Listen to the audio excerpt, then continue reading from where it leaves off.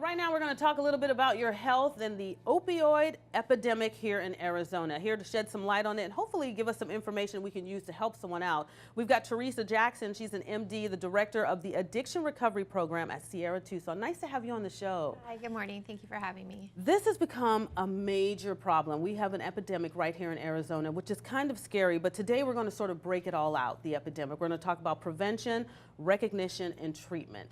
The number one thing is we want to prevent this overall, so nobody will have to go through this because it's devastating. So how do you even get to the point where you help someone prevent getting to the stage of where they could possibly die from this? We are in the midst of an opioid epidemic. The numbers for 2015 were 91 people die each day from an opioid overdose in the United States. So prevention starts very early at the preteen age. Kids are most likely to take their first opiate from their home or from a friend's home. So prevention starts with the doctor and the patient. So the patient, if you have an opioid prescription and you're finished with it, don't keep the pills. You can throw them away in cat litter or coffee grounds or return them to pharmacies. So access at an early age is an important part of prevention. Also from the physician angle, we have to be very careful about prescribing, and some of the regulations that have come down from the government or the Drug Enforcement Agency are increasing regulation of prescribing opiates. Okay, that's very interesting. I like the fact that you said if you have the pills, get rid of them. Because some people do, they'll keep them in their medicine cabinet for months on end and don't even think anything of it. Let's talk about recognition, because I think that is probably one of the hardest things for someone who's dealing with it, to even recognize that they have a problem, because you get so used to doing your everyday normal things and living in the moment, and you just want to be fine and feel good.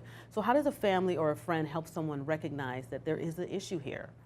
Usually when the prescription opiates or illicit opiates become a problem or a consequence.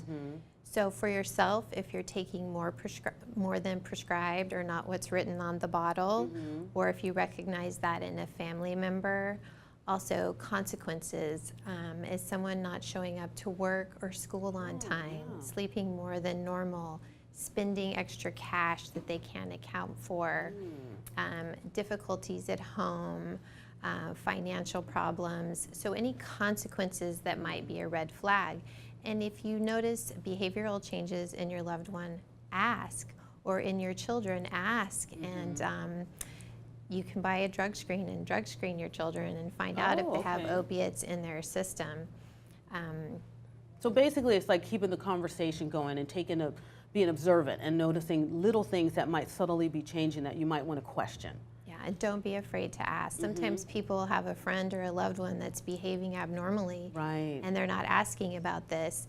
And if it's affecting this many people in the United States, I can guarantee that someone you know or one of your loved ones may have a problem with opiates. Oh, this is really difficult.